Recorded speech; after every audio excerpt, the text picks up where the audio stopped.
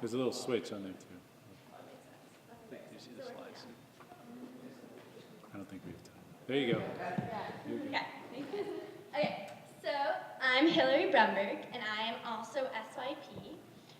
My project was called The Campus is Our Classroom, and I looked into how to turn Newton North's campus, or really any high school campus, into a sustainable community learning laboratory. And a sustainable community learning laboratory is pretty much, instead of having like a normal school with like brick walls and grass and just whatever you consider a normal high school, it would incorporate the environmental aspects and education through different like organic gardens or solar panels or other environment-related elements that can teach students about the environment. So my big question was, what are the essential elements to turning a campus into a sustainable community learning laboratory? And we don't have a ton of time, so that's my thesis. It's really boring, so I'm not going to go into it. My project's more interesting. Because in my project, I made a green wall. Do any of you know what a green wall is? Green engineers should know. Okay, that kid in the black. Yeah, you. I don't know. What's a green wall? It's like a wall that has natural things on it, like plants. Beautiful. Yeah.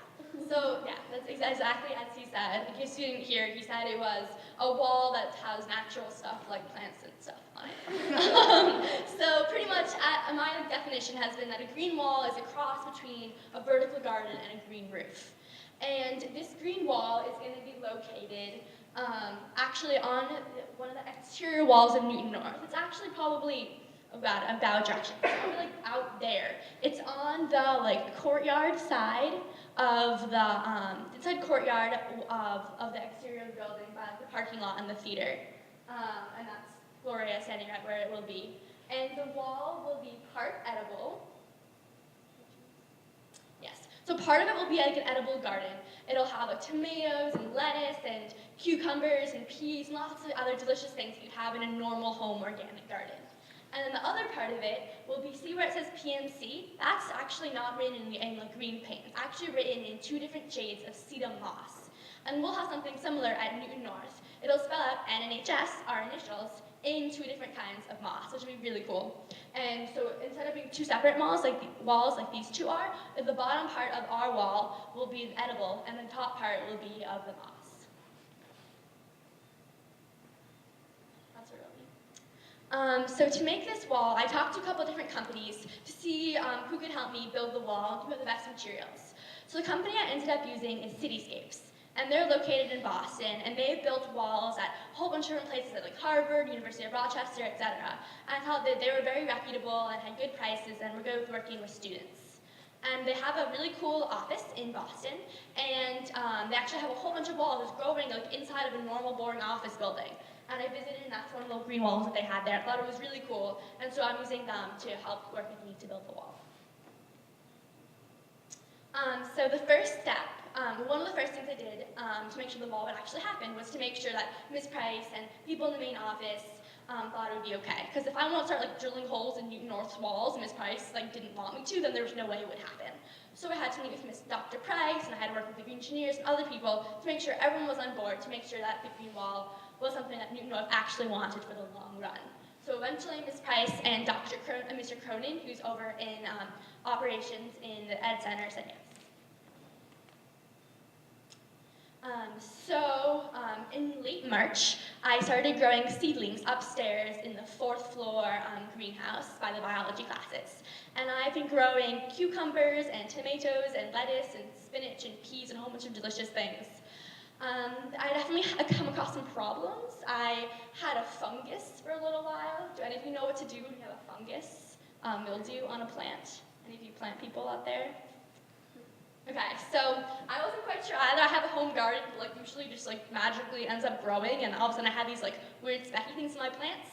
So I used my good friend Google, and I found this like organic solution where you like mix cornstarch and water and soap and something. I don't really know, but it worked. And some of my plants are thriving, and the mildew went away, which was good.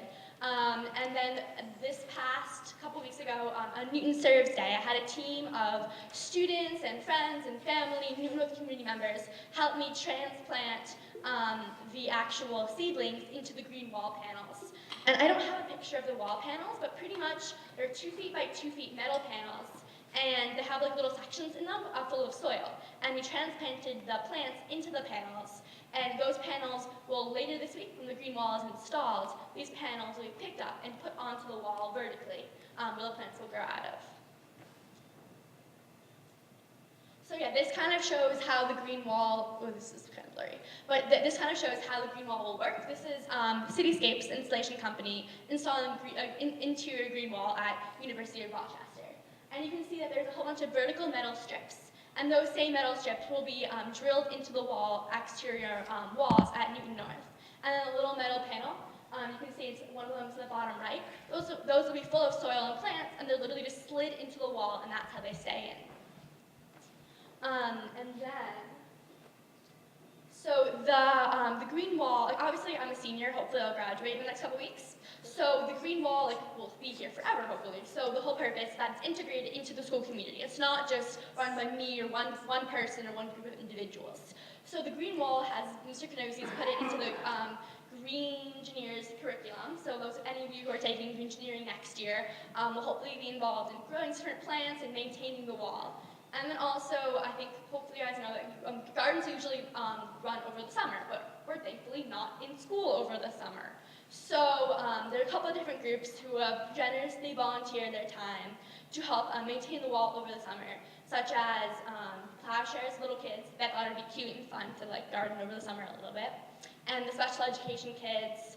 And there's this company called Sage Builders. I don't know if you guys know Rebecca Cantar and Josh Cantar, but their parents own the company, and they'll help maintain the wall over the summer.